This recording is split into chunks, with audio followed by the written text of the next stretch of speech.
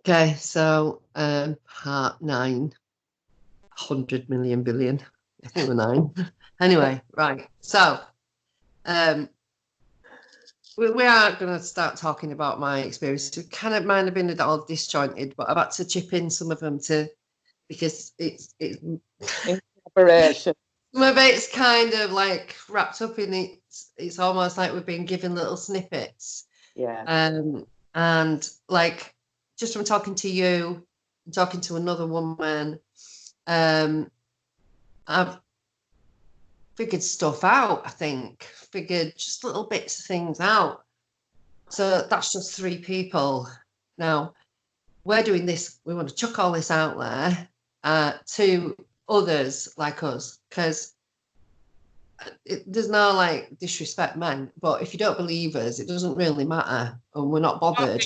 We're not here to prove it. We're not here to right. We don't. We're getting out other experiences. Our people are interested. Yeah. What our walk, nothing. It doesn't change my life.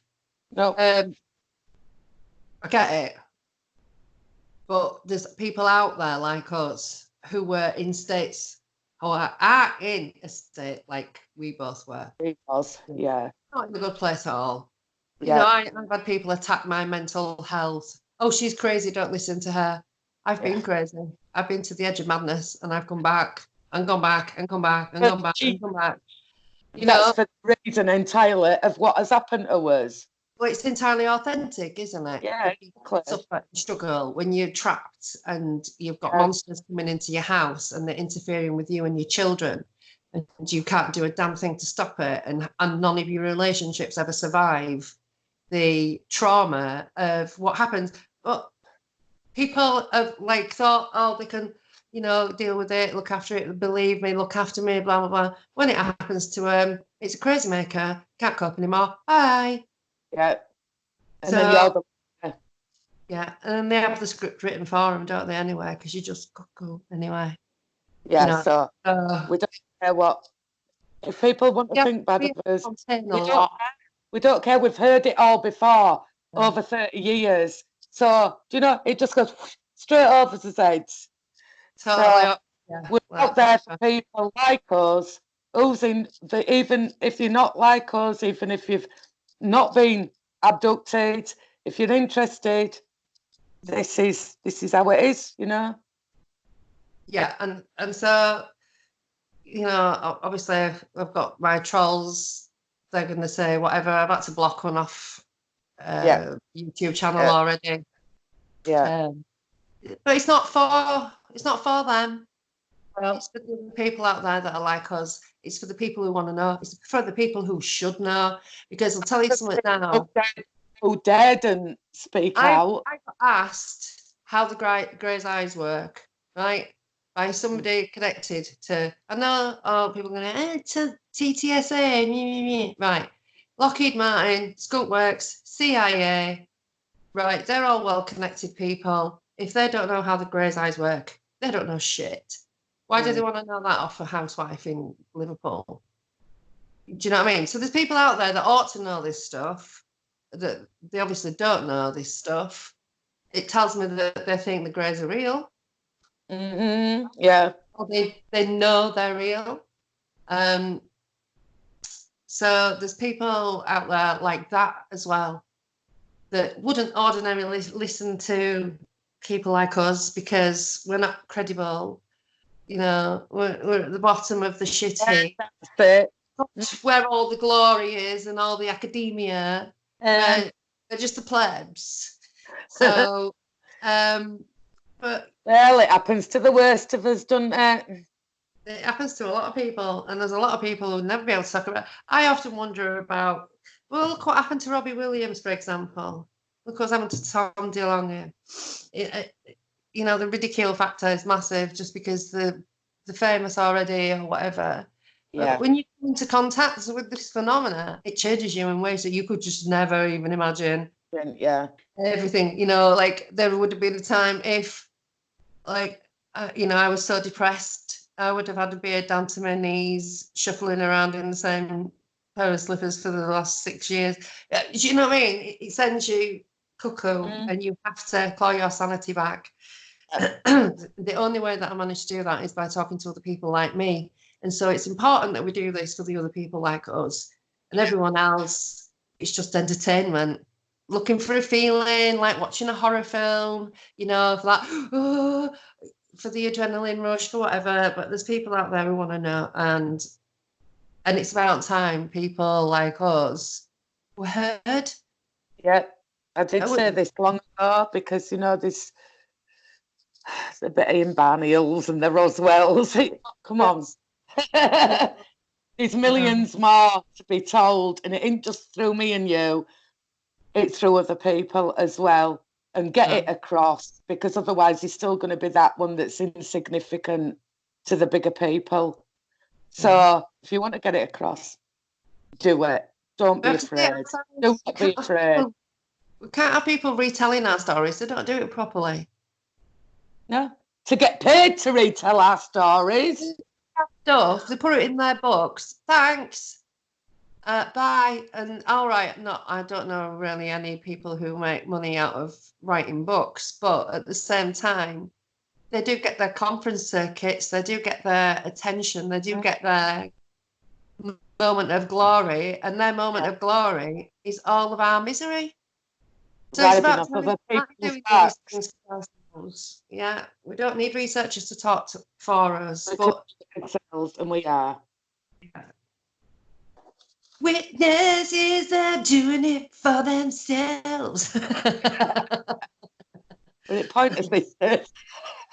Yeah, I think I've just broken some glasses over there by mistake. Is that why mine is steamed up?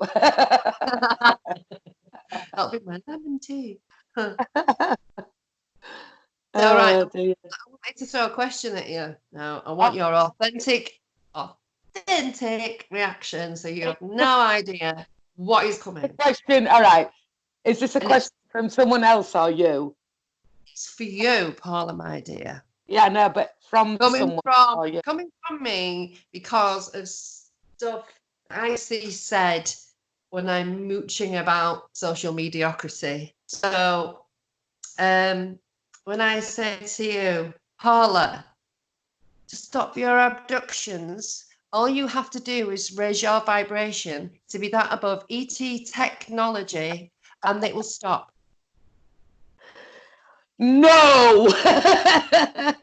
You sure? Because it will never stop. I can't stop it. If I can't stop it and I'm strong, nobody else is going to do it for me. And can we raise our vibrations to be that above our own technology, so I can sit and go, and the telly comes on by itself, and I can go blink, blink, and change channels. Like, no, I don't think I can do that. So let's see, ET technology, which is like our technology, but grown-ups, for grown-ups. Yes. Not, well, like now, stumbling around in the dark. You know it all. Basically, we are still playing with VTech toys, VTech children's toys. That's what it is. That's our technology compared to theirs. Fisher Price rocket. VTech, Fisher Price, yeah. That's what we're on.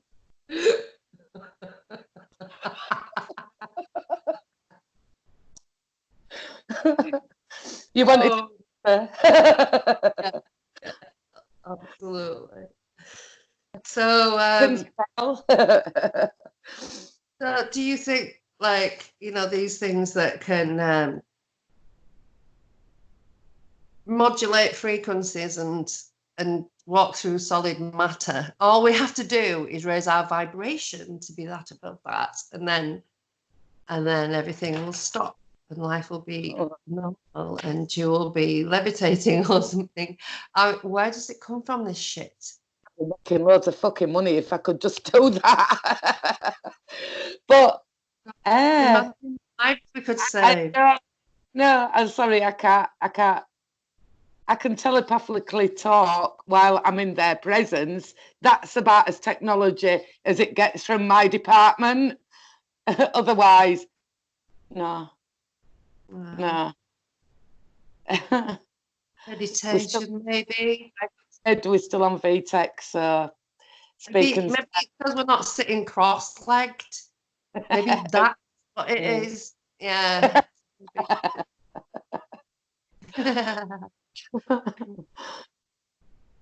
Strokey beard meeting.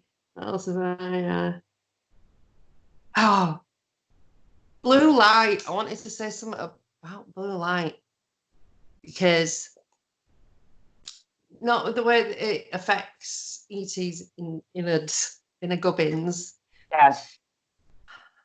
I woke up one day, right, and I had this strange dream in my head of sitting on a chair staring at a painted black wall, and on this wall were blue lights flashing alternate, but it was like a ring, like a polo, so it was black in the middle, so it was like a ring.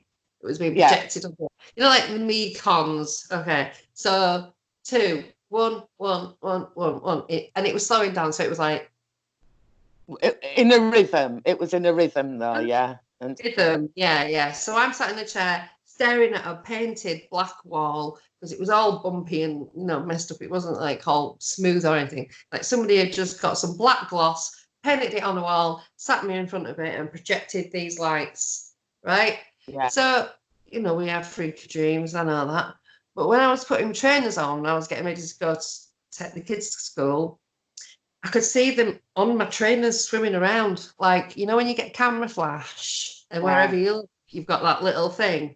That was it was in my eyes. So I thought, this can't have been a dream, because why am I literally, my retinas have got this imprint in them, because I'm looking at my trainers and I'm seeing this blue, this circle moving around. So the only reason that I'm throwing that out there is because it must mean something to somebody. Right. Can I just interfere there? Because interfere because you like my idea. You're aware, right? You stay with me enough time. So anyway, you got your blue like polo effect dots. I had one. I was really extremely poorly with depression. This was because my grandma died. I was 21, and I started seeing things as more prominent things. So I was experiencing a lot of like distortion and stuff like that, and I think my senses were heightened, and I saw. I was doing something. Might be making a cig, making a drink, and I looked up, and right in front of me was a big, massive gold ring. Yeah, and like a lot of sparkly things, and the gold that comes in away, it were like that. It would just in a split second, boom, it were a massive round gold ring and gone. And the feeling that I got from it, I was, like I said, my grandma had died, I was depressed, you know what I mean? It's just anxiety, and the feeling I got with it was like a release of pressure. Now, that's not me imagining it, because I know exactly how I felt from 1 minute to next. You can be happy as, you know what I mean? Depression does not make you sad all the time. It's like waves. It comes in waves, but it's there continuously. 1 minute you'll be laughing and having a joke. Next minute you've got tears in your eyes, you're filling up. Next minute you want to punch the wall. It's all your human emotions and traits that are overloaded, basically. But after seeing this huge ring, it filled my front room. I know that helped me with my depression. Why? I don't know. But it was a huge gold sparkly ring. So I don't know whether that were, ET or spirit type or anything paranormal. So I don't know, but it did help me. Mm-hmm. Not to the point it got me out of it that split second, but I felt a great release coming away. Yeah. Well, we know that time it's a construct that we have, and the only thing that really gives us time is motion. It's the way that Earth's spinning, and we've measured it, chopped it up into little bits, but the moments, I mean, they seem to be able to see ahead of time. They can manipulate time. I mean, that where we gained, I don't know how much time. Should have taken over an hour to get from your house to my house. Went wrong twice. I'd say we gained 45 minutes. Must have been. I'd say about 45 minutes. That just makes no sense. I mean, like, leave your house, go wrong, miss 3 times, junction 12 twice. So the third time we got onto the right motorway to get to Liverpool. Yeah. And then get there and Dave goes, "You were quick." I mean, for us to get there in an hour, I would have been doing 200 miles an hour. Yeah, exactly. This is when I realised then when I got taken out of that window that time and speed and distance doesn't exist. It's just a bit of matter there that you're in Liverpool, you're in Bradford. Do you know what I mean? And also seeing that thing drop off, that thing stood behind Jason Andrews, and watching it drop straight down, but it landed at my feet. I can't even tell you how bizarre that is. So to see something go straight down, but it's there in front of, like, it's the grace, isn't it? When they're there and they're there, you know what I mean? You haven't seen them move, but you have.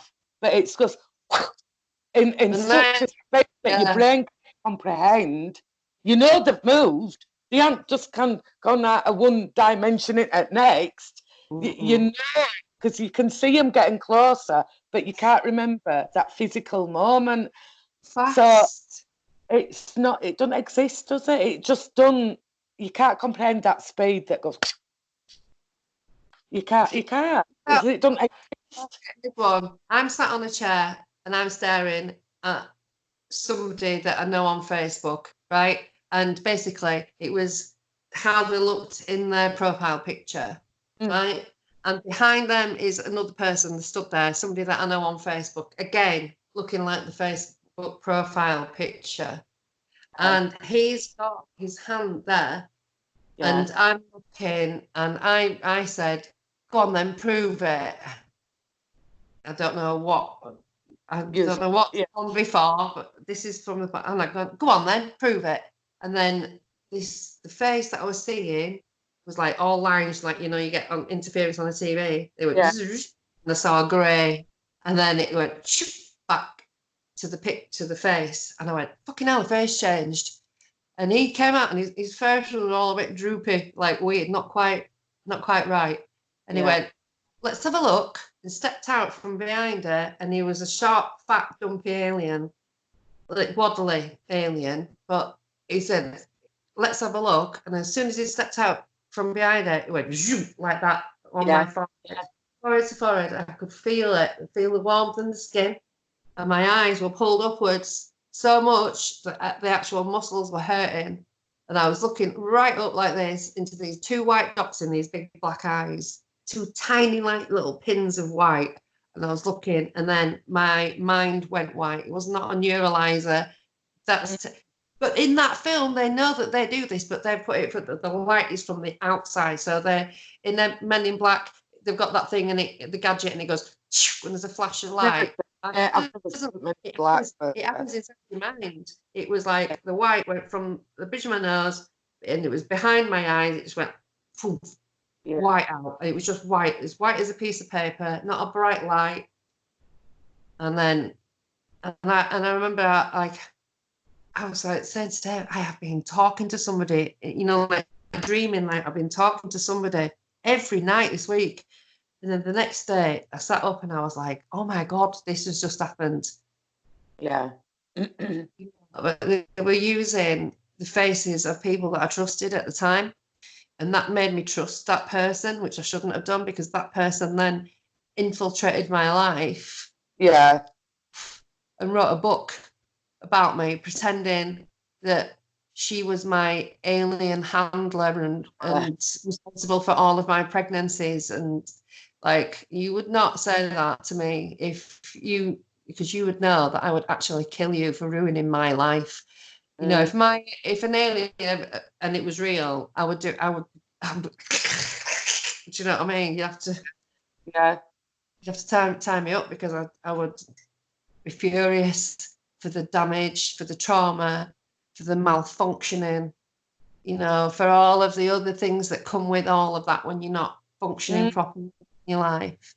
You know, the things that people have recently, because I outed a liar, have taken all of my, you know, reactions to trauma in the past and bundled them up together my entire life to make me look like some kind of crazy freak. Because the way that I reacted to having to stare monsters in the eyes and have them coming in my home and interfering with all of my family, and the dreams and the nosebleeds and the fear management with my children when I'm a single mum living in a haunted house. Like you can't. My life has been a shit show, like a horror show from start to finish, basically. You know, from being 4 years old and dying, and you know, I shouldn't be here, basically. Many times of things that have happened that I've done to myself as well. I should not be here. It's almost like they will not let me die. Yeah. Do you know what I mean? Yeah. And times where things have happened and I can't explain how I'm still here. Even falling off a cliff in Thailand. Why you're here? In Thailand, and the tree that had fallen over stopped me from dying. I mean, yeah. I have crashed and jumped. What was that noise? What? What noise? It will a do. It was like electronic, you know, like a kid's computer. It makes them Nothing going on here. Yeah, it was at my side, and then you kind of all fuzzy, but you know, I'll tell you what it was like. You know, when you get oh my God, what they call it? You ring a fax machine and it makes them noises. It was like that, like a fax machine noise. We need to bring something that we need to, you know, you forgot a bit about one of your experiences where you were like, oh, I forgot to say about that. Yeah, because it was mentioned on Toby's show, wasn't it? So no. Which you know, the ball of light thing, the ball of light. Yeah. The beeps, I forgot about that. The beeps, yeah. Were this in episode 1 of this series? I don't know. I'm going to have to go back through it. I think it was. Let me have a look. Beeps. What were it? The ball of light. It might have been episode 2. It was very 1 or 2.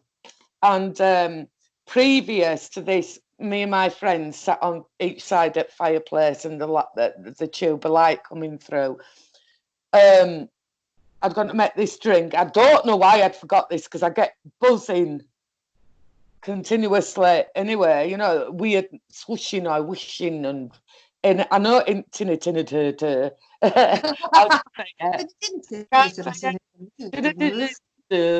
where the, you know what I mean? I know it in that because I don't suffer from it, and I know damn well they don't make this noise.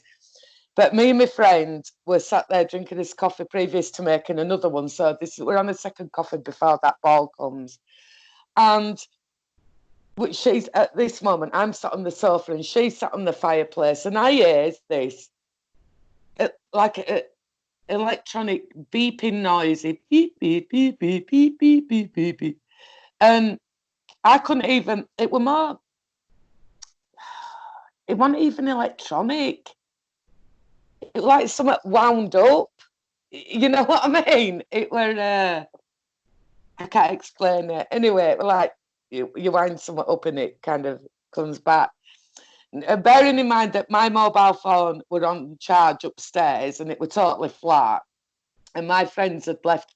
I mean, these are when we could have, when we first could afford the mobile phones. You know what I mean? So it's not like the Android or out like that. You've got your basic talk and text, and it's like 25p a bloody text or something. You know what I mean? We didn't have tariffs out then. So, yeah. And everything were black and white.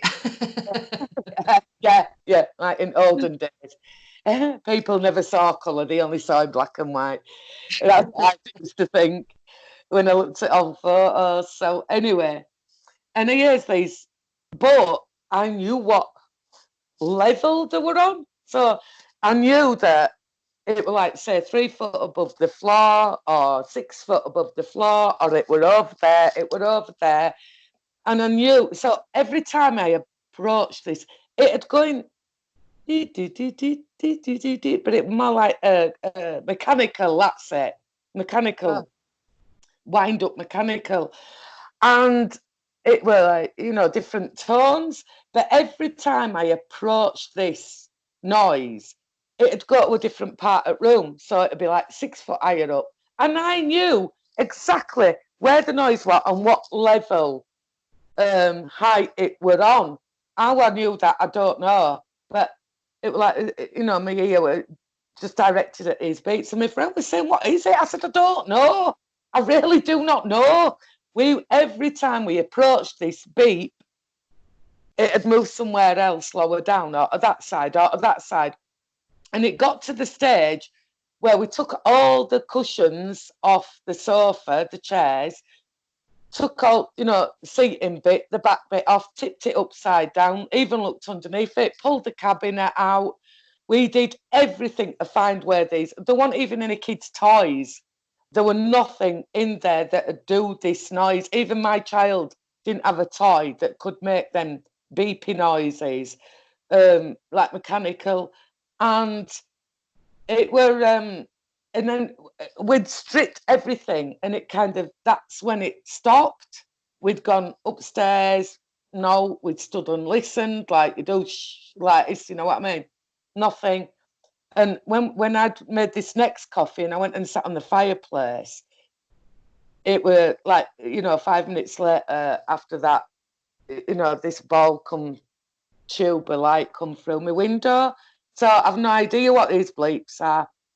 But then there were another time I was lying in bed, and this was a couple of years ago, and I felt a presence in the room, but I wasn't compelled to open my eyes. I had Lola at the side of me, and she's fast asleep, so she's about maybe 2.5, 3, and she's fast asleep, not a sound. And like I said, felt this presence. It was like a right heavy presence. I didn't open my eyes. I had no compellor, and I heard what sounded like a buzz, a really loud buzz, like that. And I was like, what is it? What is it? But it was going into core of my head from my right side. As soon as I thought that, what is that noise? It stopped. Stopped for a few seconds, went into that ear, like this. And I couldn't figure it out what it was. I just couldn't. And it did it the exact same length of time in each ear with a few second gap in between. I have no idea. But this is, I believe it is part of it, Yeah.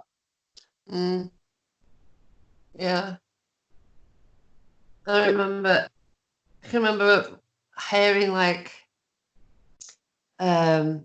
like a radio being going to tuning through different frequencies into my head. It was like I heard the taxi rank, and then the local radio station, and then something else, and I was just laid in bed with all this going through my head. I was awake. It wasn't a dream. I was literally like that, and it was like somehow I was going through all the frequencies, all the frequency bands in the area, and that obviously I don't think I was.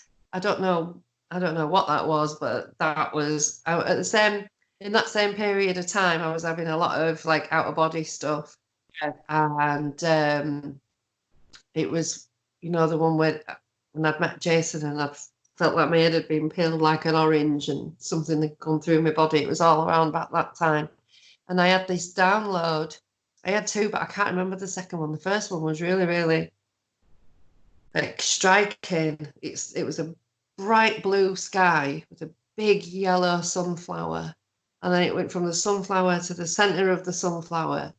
I think it was like sacred geometry type thing. So it showed me the center of the sunflower. And then the little pockets where the seeds would go.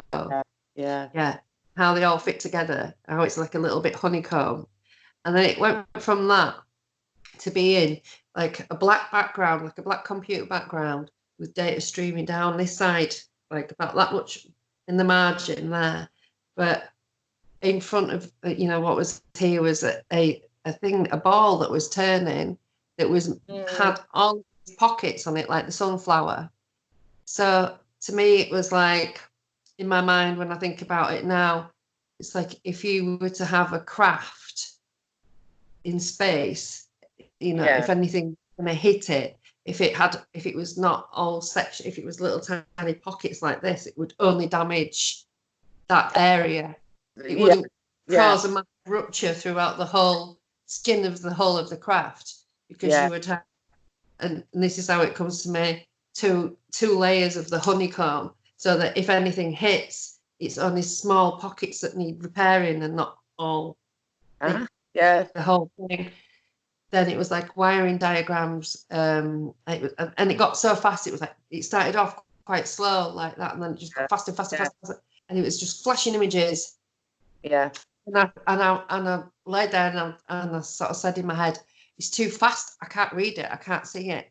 And then this voice or this thought said, don't worry about it. It just needs to be in there. Remember it. Another random stuff. Well, it is. It's there. It is there. I don't know. It was all too quick, but that first thing, it was like a hint of sacred geometry into technology. I don't know if that would mean anything to anybody. I have stuff in my head and I don't know how it got there. I understand what you mean, but me, I haven't had that. So, but I once drew that like a geometry thing, and it just come to me, and I'm not into stuff like that, you know. This Fibonacci sequence. Yeah, you drew it, and I drew Fibonacci sequence. It was the spiral thing. And I don't know why I did it, because I'm not into that sort of thing. So why? It's just one of them things that kind of happen, you know. Yeah. Like when I do my paintings, I always have one live tree, one tree that's alive, and one dead tree. All of my paintings, all of them. That painting that you drew. I don't know why I do it. I don't know why. You drew one of a like a tree with no leaves on it on a hill, and freaked me out completely.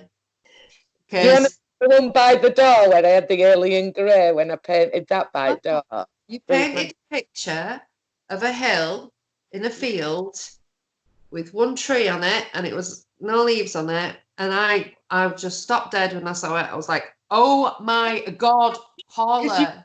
It was what you were seeing in when you went to Wales or something. We walked miles to go and to be up on the side of this hill so we could have a look around to see if we could see. It's ridiculous. We were trying to look for a nightclub with lasers on the roof or something to explain what we'd seen. And we went and we were stood on this little hill in the middle of this massive field with that one tree, and it had no leaves on it. And that's where the ginger cat came up and started rubbing itself on my leg. And I just went, I'm so freaked out right now. We've got to go. But that hill and that tree, it's like you've taken it out of my head. Yeah. That was freaky. Hey, what time are we? 9 o'clock. Nearly 9, isn't it? Yeah. We've been going 35 minutes on this one. So I'll talk about another one that is not even in a chronology of what would be my life, because I can't remember when it happened, apart from being when I was a teenager. And it's because we're talking about drawings that it's popped into my head. Yeah. When I was about 15, I once drew this alien, right?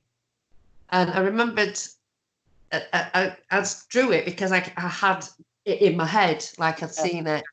And it was kind, it was gentle, it was very, very old. It was like a browny colour, but not quite brown, more like a mushroomy brown. And it had ice blue eyes, like round pupils, like normal eyes, and little wisps of hair. It just, to me, felt like about 1 billion years old, whatever it was. And it had facial expressions. It had an air of emotion about it. I can remember it. I can feel it. That's a bit like little Danny DeVito that I call it. It's very... Yeah, but it's so hard to remember the actual being that I saw, because every time I remember it, this drawing that I drew, it sort of slides over the top of it. So it's like the drawing's the thing that I can remember the most. And that I find, that's kind of sad, because of all the scary stuff that I've had and all that, I've run for my life and I've been terrified out of my mind. That didn't feel bad. Also, the blue one that I saw in 1992, the blue goblin one, that didn't feel bad. The only thing that I felt bad was the reptilians are scary. Yeah. They're scary, but because they're big and it's a scary thing. You're like standing next to a dinosaur. You are, does it? Yeah. They're over you. The greys are different, because the reptilians, they actually have emotion. They have feelings, might not operate the same way as we do, but they're more like us than the greys are. Yeah, they are, yeah. So like, link, nothing. No. Just, they're like the Borg, you know what I mean? Relentless. I think they are like the Borg in more ways than one, that they assimilate, like, the hybrid thing that they do. I don't think they do it with just us. I think they do it if they find any life on any other planet anywhere. Yeah. They would be messing with that. Like the Borg assimilated them, people with, mechanical bits. They do it genetically. Yeah. I don't know why I think that. I may be a crazy person. It's not out of the realms of possibility. But that is how I feel about them. I feel that's what they're doing and that's what they're like. So it's not personal to us humans. If there was other life that was intelligent, which there will be, on other planets in other solar systems, they'll get the same treatment. The same treatment as we do. And there's no because when I freaked out at them and I threatened to kill myself, and if you don't leave us alone, I'm going to do this, that, and the other. They went. So then I was confused by that, because I thought maybe they do care, and then I thought no, I don't think they do. I don't think they do. It's just like protecting an asset. Yeah. Do you know what I mean? It's like, no, we've got too much invested in this lump of meat. I get what you're saying, yeah. If you'd worked a long time with a chimpanzee in a lab over whatever you were doing, you wouldn't do something to bring that experiment to an end, that it wasn't going to come to that, an unnatural end. So I don't think it's like, oh, we're all chosen, we're special or anything. I think, to me, with the greys, they're like scientists in the lab, and we're the rats. That's how I feel about them. Yeah. And I don't like them, all right, look. But that other one, the little lumpy fat one, that doesn't seem to be like the others. That were like them that well, it ain't like them, but like them when I were going down that through that corridor and I saw the 3 greys, but they were in fedora hats and you know what I mean, your mib type things, and I went into that room and they were very placid creatures. I'd say creature, I don't know, with trumpet mouths and little thingy, and they had a lot of emotion, you know. I know they had because they were scared. They were scared of my presence. Yeah. So just as I'm assuming, just as like I'm scared of the Grey's presence, they were scared of mine. So somewhere along we are very scared. I mean, we can be so pure, beautiful, and angelic, and absolutely evil. Like literally, any single one of us could go from being the most wonderful person ever to the most purest evil, depending on what happens to a person, what batters them down into, you know, being that way. Or so we do need controlling, especially like when I gone and learned Wing Chun Kung Fu because I felt like I needed to fight for my life. And one time I had an operation. I had one of them no plant implants put in the early 90s, where it made me so poorly. Yeah. So after like months and months and months of me begging, please take it out, please take it out, they were going to performing an operation. So I had to have like an MRI, like a mammogram, but on my arm. Yeah. Put a piece of metal into my muscle, and they kind of like tagged where the thing was, because instead of it sort of sitting just underneath my skin, it had actually gone inside my muscle. I had one, yeah. So I had to have a proper like anesthetic operation because they were going to have to go into my muscle and find it. So they did this operation. They used a laser, slicing the muscle open, got to the end of this wire, and it wasn't there. So they had to seal up all that muscle, and then they had to find it and then go to it, get it out. In the end, I'd been under general anaesthetic for 3 hours for them to get this thing out. And, the mess of my arm. Anyway, when I came round, I woke up in the hospital bed, and the chief gynecologist, because obviously it was to do with reproductive, I opened my eyes and looked, and he's on the windowsill and he's looking out and he's like stroking his beard like this. And I looked at him and he looked down at me and he said, you had, I can't remember his exact words, but basically he told me that when I come round from my anaesthetic, I kicked the anaesthetist in the face and that I took the nurse hostage by her hair and was I was screaming, get your filthy hands off me, you dirty bastards. So they had to come up on me and sedate me, right? When I came round, I kicked off again. I was literally out of an anaesthetic and fighting. I was fighting people. Yeah. Screaming at them to get away from me, and they had to sedate me twice. Now, I think he was expecting me to say something to him, like, I was abused in whatever. Yeah. So I was like, what? I've beaten people up. I kicked the anaesthetist in the face, jumped off the table that I was on, the operating or whatever, at whatever point. No memory or. I know, and my notes are missing. That in when you go to hospital and they do a printout of all of the hospital visits that you've had. Yeah. There's a chunk missing, and it's that period of time. No, I mean, I can't imagine why my notes would go missing. Missing, yeah. Yeah. Who did I think they were? Who did I think that I was fighting? Was I doing? That was in 1994. That was 1994. So that's way before I got involved in the UFO community, and it was all kicking off. Because I having when I had my operation at 40, because I had all, your tumours and half my innards taken out. When I come round, I told you this, But when I come round, I was in a darkened room, and this room looked fucking massive.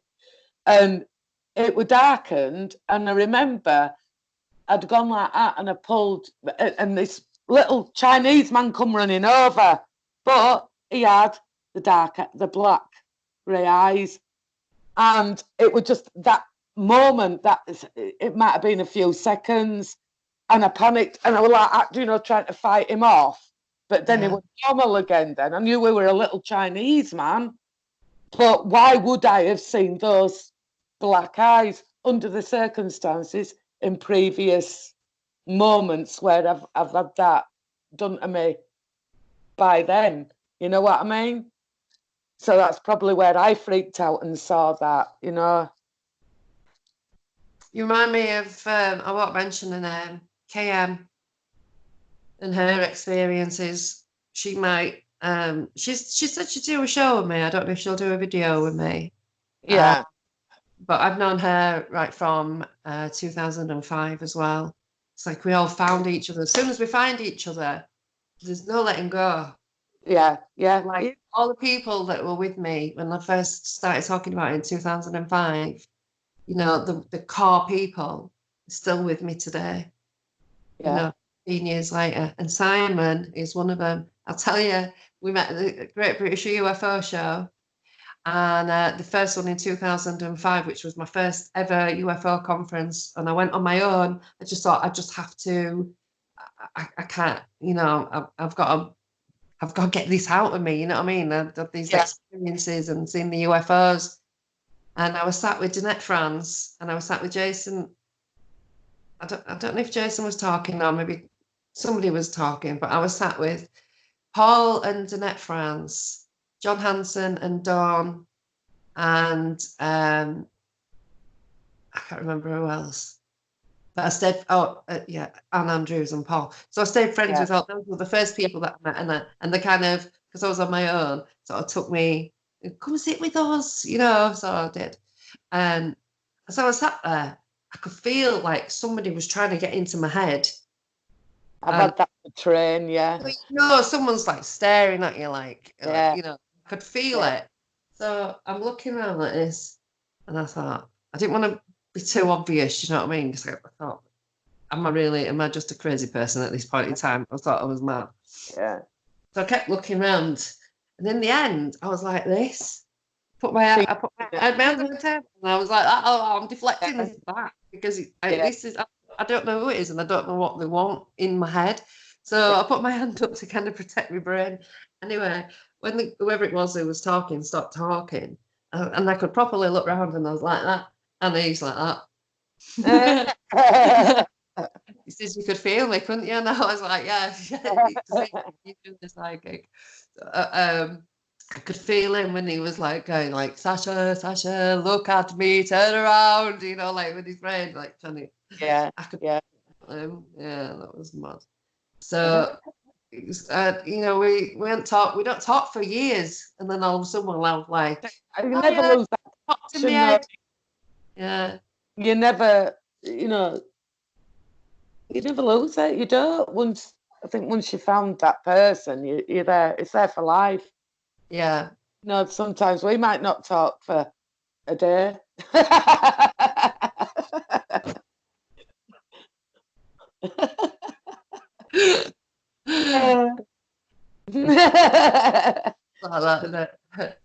But we did use to getting on our own shit, getting on with our own shit. I don't carry it around with 24/7. On my Facebook, I don't carry it around with me because I have this life. You know what I mean? Otherwise, I'd go mental if I had. People go, oh my God, I didn't know all this about you. How come I didn't know about this? Because I don't wear it like a costume. Yeah, that's it. You don't. It's my life. It's what I've been through. It's not who I am. Yeah, exactly. I've got a lot of personas on Facebook, and you don't get to know about the real lives. You don't get to know about any of the. So like I'll get friend requests, and I think that after these shows, I think they're expecting my page. My pages on my Facebook full of full of paranormal stuff, and it's not, you know. Now and again, I might say something, but the majority, this on our show now, all these, you know, episodes that we've done, is the most ever in my life, besides talking about it you personally, is what I've done. You know what I mean? I've been on other shows, but I've never got as far as what I have now, which needs to be done. Yeah. You know? So no, my page ain't full of paranormals and ETs. I'm sorry, but it's not, because who I am is on that page. You know what I mean? On my Facebook page. You know, so yeah. Well, I use Facebook as a coping mechanism, really.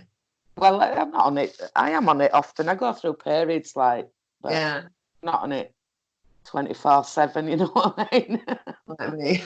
I watch a lot of YouTube and it ain't all alien stuff. You know what I mean? I've started watching more videos now, and you know, I was just searching at one point and just talking. I think we go through a period of where we just need to talk and talk and talk and talk, and then it gets to a point where we want to listen to people.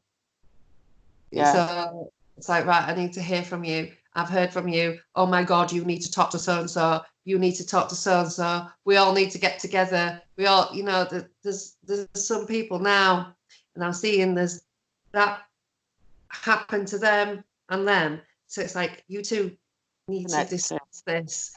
Like you and Philip Kinsella, I want to get Phil on with you. I was going to do a recording with him on Sunday, but I just felt so wiped out. So, done in, knackered and a little bit, you know, but wee.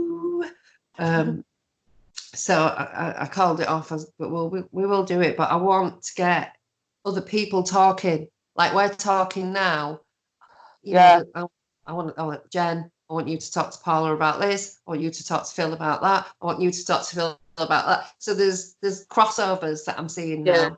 Yeah, that's the middle of everybody, and I haven't known Phil very long, but the rest I've known a long time. So it's like when, you know, I get to know the whole story, then when I hear somebody else say, and that he had a suit and the helmet on, it's like, boom. Hello, I have things to tell you.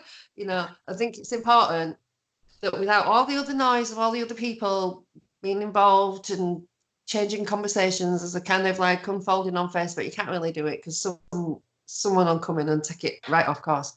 So I feel like this is the only way that we can get it done, and not being you, but the others as well. And I don't mean in like a Miles Johnston, Amash, any of that kind of way. This is a pure abductees talking to abductees, and it's not pre-planned. It's not. It's, you know what I mean. The only they've done in every circumstance that we found ourselves in. You know, the only thing that we've in order. We haven't planned these shows as such, that we've just done them in order the best way we can. Yeah. So, you know, we want it to be authentic.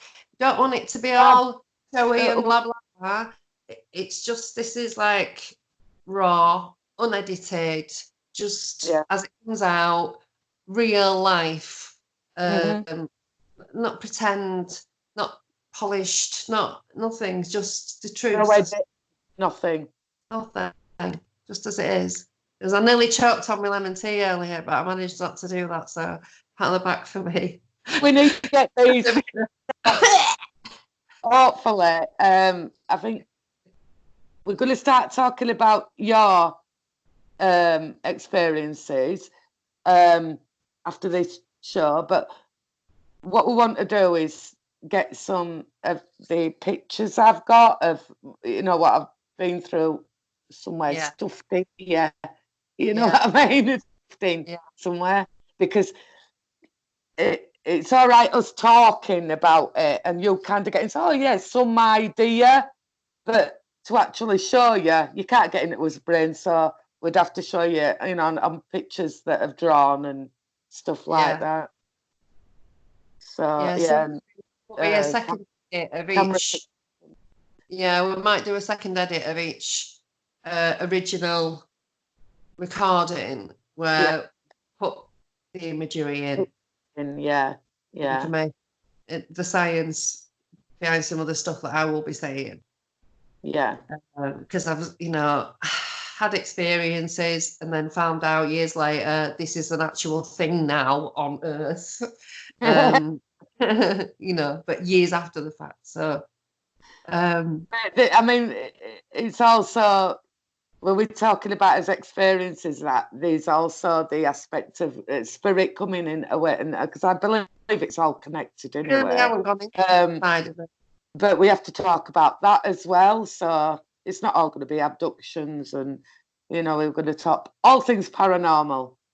But I don't know about Bigfoot. So I really do. I'm interested, but I really don't know about it. So I can't talk about that because No, we're only talking about stuff that we've been through, and all of us have paranormal stuff. I mean, my life has just been so bizarre. Yeah. I've said, "Oh, you need to write a book. You need to write a book," and I've gone, "You won't believe it. You just wouldn't. You'd think I was." Got to the stage now where I don't care whether believe it or not. I'm not here to change anybody's mind. I'm not here. No, I'm not here, to prove because I can't prove it. But I'm just here to get my side of the story out. So anything to anybody else and see if they can make more of it in a scientific way than we could, because of our knowledge base isn't, like that blue flashing light thing, that might mean something to somebody. No matter how small or how big, there's somebody out there who's had that. Things that we say are going to be triggers for oh, I've had that and I've had that. Yeah. I hope. I mean, we can't guarantee that it's going to spread that wide and far. No. But we can hope that at least someone somewhere has got something relatable or has got some information that would make something that we've said make more sense. Yeah. Because we can't say there's no definitives. We can just talk in probabilities and possibilities, and we can't know the actuality, but we might be able to figure out something. Yeah. Something. That's all we want to do, isn't it? We just want to try. We haven't got answers. Me saying how the eyes work is them telling me that, but is that deception or is it the truth? I cannot personally say that in my own brain I could not make that up either. So there's some truth to it, but is it 100%? I don't know. Well, we don't know, do we? No. We don't know the nature of it. We can suspect. We can have. It might be this. It might be that. It might be the other. But if somebody said, "What is it?" we'll go, "Don't know." Sorry. I'm not going to lie. I'm not going to. You know what I mean? I can assume, but I can't say. Yeah, it's definitely that. No, I'm sorry. They're physically real. You can touch them. They can touch you. They're physical. So there's nothing spiritual about it. So people building belief systems around it. It's like building a belief system around your dentist or your doctor or your gynecologist or your mechanic. Do you know what I mean? It's a physical thing. They are physically real, and they're not dreams. It's not dreams. And nothing. God bless you. Make us feel better about the shit that we go through. It's just dreams. If dreams traumatize people like this, science is woefully behind in the study of this damaging condition that ruins people's lives just because they have a bad dream. I don't believe it. You can have letters at the end of your name, doctor, or you can have these magnificent letters at the end of your name. You can academia. You can have all this bullshit going on in your life, but who are the real scientists?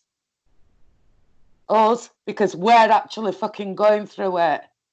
The walking, living, breathing evidences, and we're laughed at and chased off. We get chased off. There's no room for us because we're upset about it. There's no room for us because we're angry. Oh my God, no, you're being negative. Go away. We don't like your negativity. Don't talk to her. She's so negative. She's a hostile abductee. You're fucking right, I am. They ruined my life. They ruined my head. They ruined my life. You know, they make me malfunction. My relationships with people depends on the level of PTSD that I'm going through at any point in time, and how well I'm managing myself. You know, the thing is, like I have dickheads telling me that I have to. Oh, it's just because you're so negative. It's because you're negative. It's happening to you. No, I'm only like this. I'm hurt. I'm damaged. I've been tortured. I've been abused by monsters. That's what's causing the negativity. Yeah. Don't tell me how I can and can't feel about it. Don't tell me I can't be angry about it. And they fucked up my life. Yeah. And everyone will take it different. I ain't saying that you're going to be, you know, everyone's going to be all fear and that. But then, you know, everyone, I'm a bit stronger than you, like that. You know what I mean? But it don't mean to say that I haven't suffered all that trauma. You know, I've kind of learned to control how I feel, but not, you know. Yeah. We both cry about it. We both have to contain it all and then have a normal life and be normal. And then people have expectations of you about how you should and shouldn't behave and how you shouldn't say.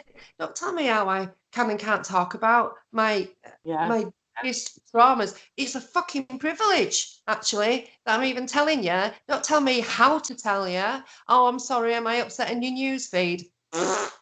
Right? It's all right. My life. This is my actual life that I live. And there are people out there who want to destroy me and you so that we are malfunction that much that we can't talk, and then they can carry on with their fakery. Because when you get a Gucci handbag and a fake Gucci handbag next to each other, you can tell which is the real one and which is the fake. Yeah. Right? Yeah. You know, all this sanitization of the scene. The UFO community is censored. It's ruled by an elite group, called the human centipede, and they just feed each other's shit. And then whatever spews out of the other end, we're supposed to be grateful for. And do you know where they get their information from? Us and everybody else. Exactly. Take all that stuff, sells it back to you, right? Yeah. All them lot. Document. No, pissed off telling us how we can and can't be. You know, while they're building their personas, our information, and selling it on. No. And for what I won't shut up, because when I'm on one, I'll carry on, and there's no bringing me down. You can swear at me, you can fucking hack me Facebook, do what the fuck you like, but I'm still standing, and I'll fucking stay here, and I will speak as much as I want about my life, how little, how big, how trauma, how good. I ain't stopping for nobody. Nobody. No. I will not let everything that I have been through be for nothing. And just let it go to waste. How did you manage to cope? Well, actually, it was micromanagement, but these are the little tiny tools that I've used to stop myself from going completely insane. You know, I've had all the therapies, throw myself in front of all the doctors. I wish I was a crazy person, because then they would be able to treat me and give me some drugs and tell me how to live and everything would be fine. But I've thrown myself, and my last therapist said to me, Sacha, there's no cure for sanity. You're going to have to learn to live in your own skin. Where'd you go from there? That's it. That's you know what I mean? So I can't tell anybody I'm mad, but it's the only place that I've got to hide. Two hiding places. I don't know, and I must be just crazy. Yeah. And those are my only safety zones, is hiding behind something. I don't know. My brain goes, you don't actually know that, Sacha. The intellectual thing. Body goes, yes, you do. You can feel it. I'm telling you everything you need to know about what happened. Brain was like, oh, but you didn't see an alien, so you don't actually know for a fact. You know, oh man, I'm trying to stop doing that to myself. I want to try and figure out how to live with it, because it's hard. It is hard. And I could take, if I didn't go to work in the morning, which at the moment I can't work because of what lockdown shit's going on, but work saved me. Work, getting up for work and having a switch off because I had to go into that work environment. That is what saved me. And if it you know, and now, because I learned to control it over years by going to work and by switching off, like if I'm watching YouTube, I'm not watching all this sci-fi shit, you know what I mean? I'm watching other things, you know what I mean? There's nothing to do with it. And that saved me as well. So it's learning to control, switch that bit off and put that bit on. You know what I mean? Yeah. But everyone controls it different. Some people still can't control it because they're going through what we went through 8 years ago, 7 years ago, you know, and yeah. you know, we all get to that stage. We've been through it, but we haven't come out of it. We've just learned to control it that much better. And not to the point where we can do this, whereas before we wouldn't have been able to do this. We've wanted to get it out there, but it's just been trying to make sense of it. I mean, we've had so many conversations. I mean, the minute we get together, it's all this, that, and we're going over it, and we're going over it, and we go, oh, well, maybe, we can take this away from that they know about events ahead of time. And little tiny things like this give us some sort of clues, but we re-examine and re-examine and re-examine our experiences together, and then it's like we make little realizations about things, you know, like actually I went to bed on that side and then woke up on that side. How did that happen, you know? But thinking through things by myself, TikTok, you need somebody to bounce off, I think, sometimes to, you know, get it all out. But yeah, so we'll have to start on my shit in an order. He's gonna die as well. Is it? Yeah. Now then. All right, guys. So that's the end of that then. And the next time it'll be all about me. You. Yeah. Yeah.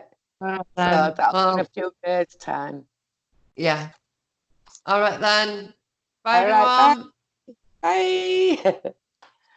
Oh.